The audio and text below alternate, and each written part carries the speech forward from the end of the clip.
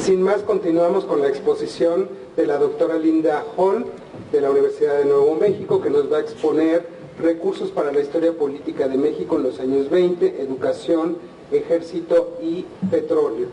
La doctora Hall es doctora en Historia Latinoamericana por la Universidad de Columbia, ha sido directora de estudios latinoamericanos en la Universidad de Nuevo México y actualmente es profesora de Historia en el Departamento de Historia de la misma universidad.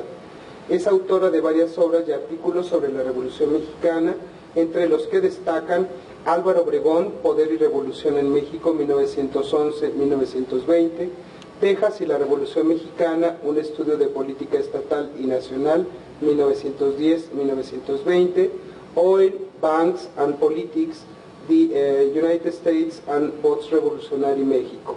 Con ustedes, Linda Hall. Muchas gracias. Yo voy a dar una ponencia un poquito más personal. ¿Me pueden oír? Sí, sí. Porque yo debo toda mi carrera de historiadora profesional a la ayuda que puedo conseguir de don Fernando Torreblanca, don Francisco Torreblanca, el archivo aquí. Yo vine a México como estudiante de maestría en el año 1973 y me presentaron a don Fernando Torreblanca, que a él le apreció que el proyecto mío de hacer un trabajo sobre Álvaro Obregón durante los años de la Revolución fuera una buena y me ayudó en todo. No me dijo que tenía una riqueza de documentos. Yo creo que él esperaba que salía mi primer libro para admitirlo, pero me llevaba a conocer a los obregonistas en su propio coche, me llevaba cada mañana a hablar con personas como Luis León y otros colaboristas con don Álvaro Obregón, y de ese momento en adelante podía hacer el trabajo que he seguido durante toda mi carrera profesional.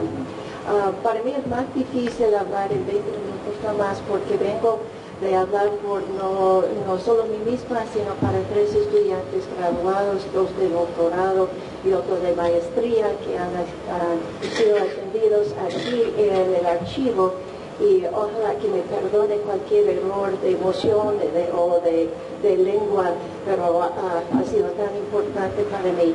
Voy a hacer lo posible hablar con todos los 4. André Merritt y Joseph Lindsay. ¿Es el mejor? ¿Se oye mejor? ¿En esta es mejor? ¿En esta?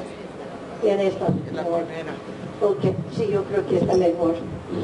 Voy a tratar de hablar un poquito más alto. André Merritt y Joseph Lindsay, un estudiante de doctorado que ya está terminando su primer libro, y yo Lindsay, trabajaban aquí en los mismos documentos que dio la profesora Loyo, y tengo que agradecerle a ella también porque ella supervisó el Fulbright de André Merritt mientras estuvo en México en sus investigaciones. Yo escribí a los 3 antes de venirme, y entonces mandaron ellos unos comentarios. Primero, los gracias a todos los que trabajan aquí en el archivo. Segundo, una mención de la importancia de los boletines que sacan aquí en el archivo por todos los entendimientos, los documentos que han editado aquí. Y entonces, unos comentarios sobre los documentos aquí y cómo nos han ayudado a ellos. Entonces voy a dar con los comentarios de ellos y después paso a un documento muy importante que utilicé yo. André Merritt dice que utilizó el archivo Calles Torreblanca para entender mejor el enfoque de Calles hacia la educación indígena, el debate sobre los múltiples interpretaciones del indigenismo e indianismo en los años 20 me hizo, y estoy hablando para André, me hizo difícil entender bien las ideas y conceptos intelectuales de las personas claves. Y en cuanto a este asunto, un documento o dos documentos en el plan Sexenio de Calles relatando a la Secretaría de Agricultura y Fomento demuestra muy claramente que la idea de Calles de la pobreza indígena como resultado de factores institucionales y históricos, entre ellos la confiscación de sus tierras más fértiles, el aislamiento forzoso y técnicas agrícolas ya anticuados, fueron responsables para su pobreza. Él creía, perdóname, que la gente indígena, dado el mismo entrenamiento y recursos que otros, realizarían los mismos éxitos económicos de los demás. Su plan, su proyecto, que nunca ha sido completamente realizado, será de utilizar mejor los recursos naturales para integrar los pueblos indígenas a la nación, construido detrás de las instituciones de la revolución. Joseph Lincoln también menciona la importancia de los documentos en el archivo de Calles, especialmente la correspondencia mandados por oficiales como José Manuel Causará, Rodolfo Elías Calles Chacón y otros, Plutarco Elías Calles, durante los años que era presidente de México, de 1924 hasta 1928. Y añadir varios documentos aquí son dirigidos a tópicos como las escuelas socialistas en Coahuila, Veracruz y en otras partes, la huelga estudiantil en Guadalajara en 1933 y el debate sobre el establecimiento de la educación socialista en toda la nación. También menciona con interés la colección de la correspondencia entre José Vasconcelos como Secretaría de Educación y los presidentes Calles y Álvaro Obregón, que aparece en el mismo archivo de Álvaro Obregón. Entre estos documentos era un documento que Vasconcelos mandó a Obregón que detallaba el proyecto para el establecimiento de escuelas rurales por toda la República. Esos documentos ilustran los aspectos prácticos y técnicos de la filosofía de Vasconcelos en cuanto a la educación rural, y era central a la conceptualización del proyecto de educación y reforma de educación en México postrevolucionario. Otro estudiante que vino aquí al archivo era Robert Carriedo, que investigó mucho en el archivo de Joaquín Amaro. Él trabajaba en una biografía de Joaquín Amaro que terminó el año pasado. Él anota que en el archivo de Amaro hay 5 series, de las cuales él había enfocado más en la serie 3, que era indispensable en sus palabras de entender el trabajo de Amaro en forjando ejército profesional en México de los grupos faccionalizados revolucionarios que existían cuando él llegó a ser la secretario de guerra en 1925. Y para el énfasis que él puso en reorientar el colegio militar y otras reformas, especialmente en el campo educativo, y los documentos aparecen en el serie número 4. También menciona el archivo Fernando Torreblanca, donde él había utilizado las partes de batalla de Ocotlán, que fue clave en el éxito de los fuerzas obregonistas sobre los delahuertistas en 1924.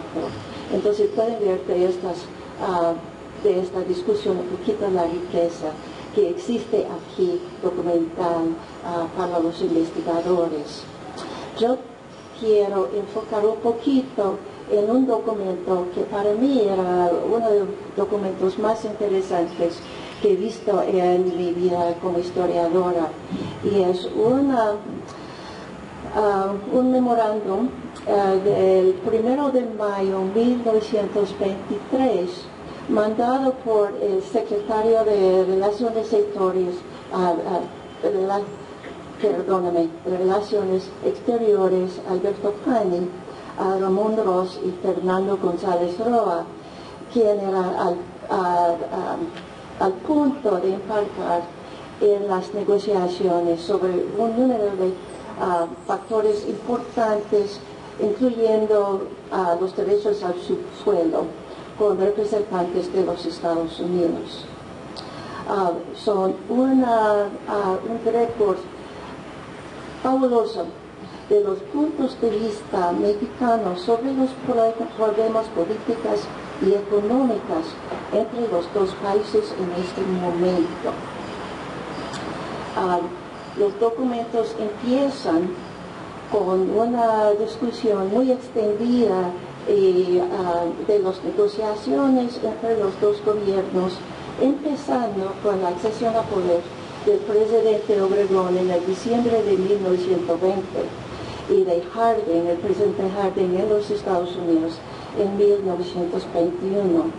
Muy importantemente, mostró que la actitud hacia México de la administración de Woodrow Wilson había cambiado en mucho y que no había reconocimiento de su gobierno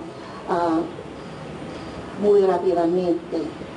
La política de Harding se caracterizó en mayúsculas, entre comillas, abstenerse de reconocer al actual gobierno mexicano y de reanudar con él sus relaciones diplomáticas regulares, mientras no cuente con las garantías que en su concepto son necesarios para la seguridad de los derechos adquiridos legalmente por los ciudadanos americanos en México, antes de la vigencia de la Constitución de 1917.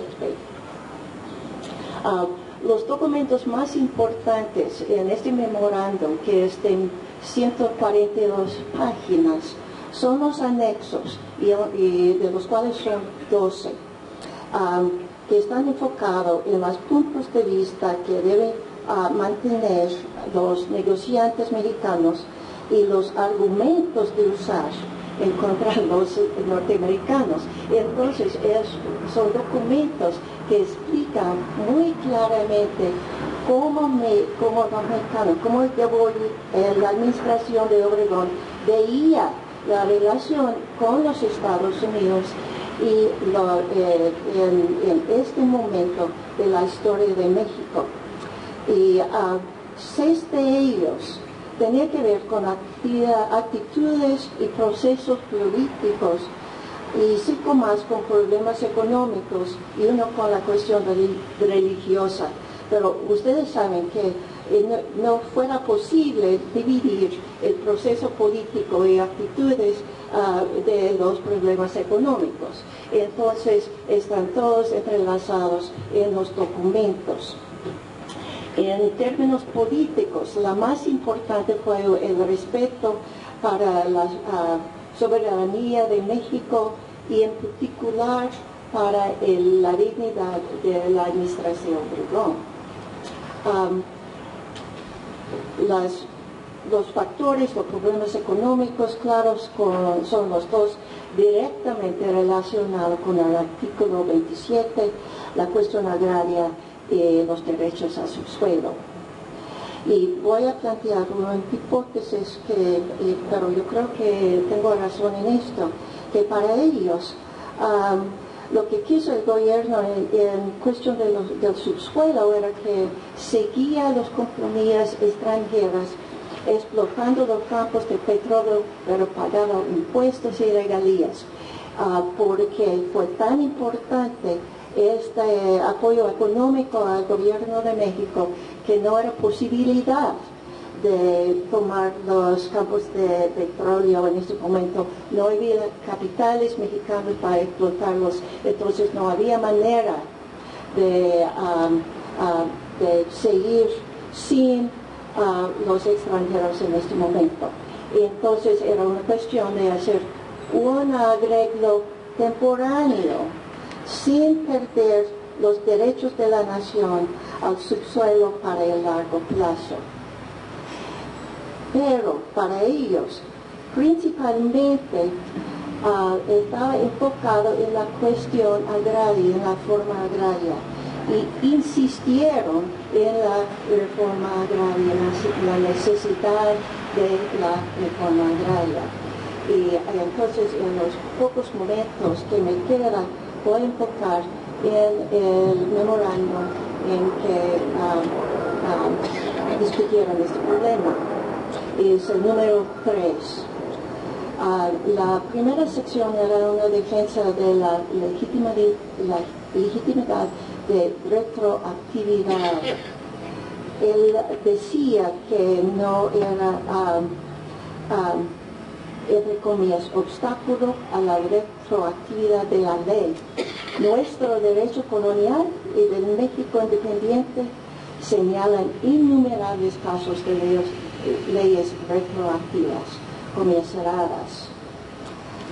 Una declaración que sin duda habría de sorpresa a los negociantes de los Estados Unidos si lo hubiera visto.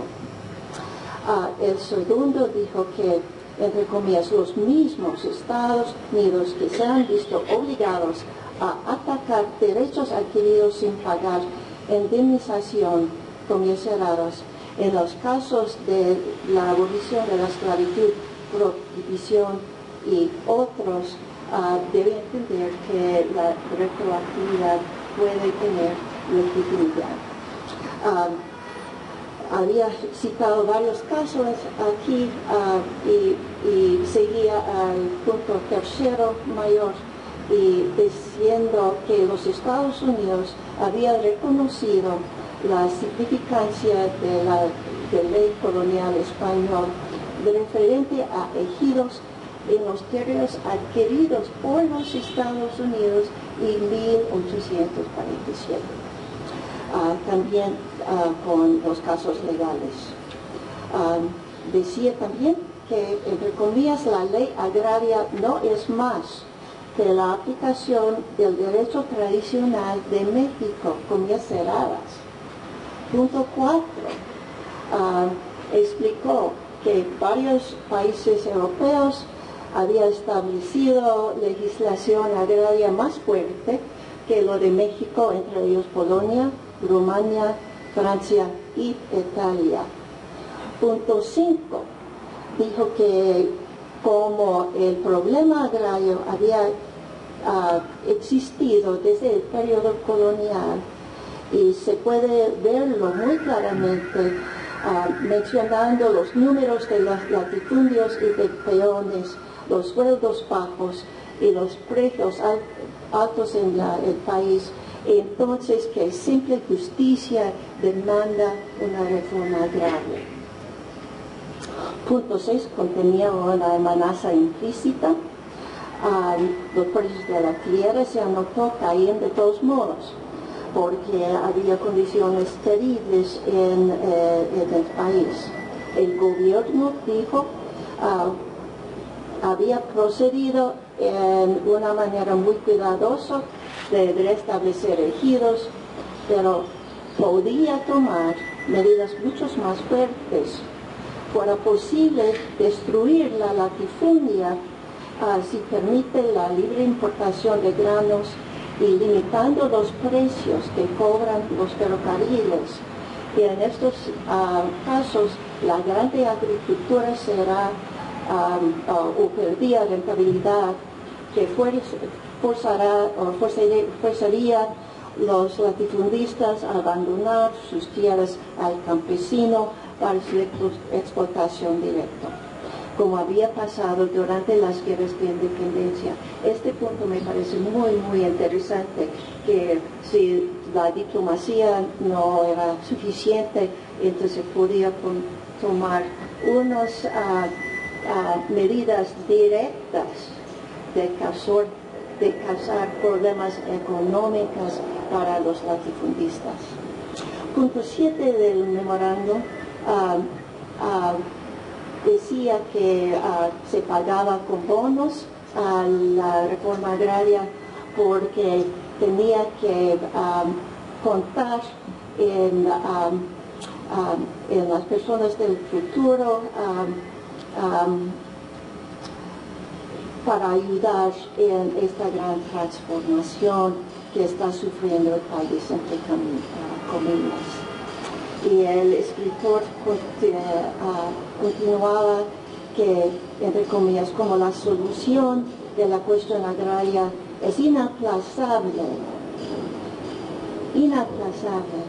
sería necesario establecer fuertísimas contribuciones que no podrían soportar en este momento ni la agricultura ni la industria. Y al fin cerraba con el punto número 9, entre comillas: las transformaciones sociales afectan siempre la economía general del país que las sufren. Por lo mismo afectan también los negocios. Esto es inevitable y la mejor manera de llegar a un estado de equilibrio es no oponerse de una manera abierta a la transformación, sino facilitarla para prevenir nuevos conflictos y establecer una paz orgánica, comillas cerradas. Ustedes pueden entender muy bien que esas declaraciones se oyen mucho como otras declaraciones que había hecho el presidente Obregón durante su tiempo en la oficina, y si no fueron escritos directamente por él, seguramente fueron aprobados por él. Y entonces, en cuestiones agrarias, los negociantes no debían de retroceder. En cuestiones del subsuelo, sí, para que siga siendo un importante recurso económico para el gobierno post-revolucionario. El único recurso para el Estado y sus programas de educación y francamente de paz en el país. Pero en cuestiones de la reforma agraria, pues central lo que habían hecho o estaban pensando en hacer durante la administración de Obregón. Bueno, muchas gracias.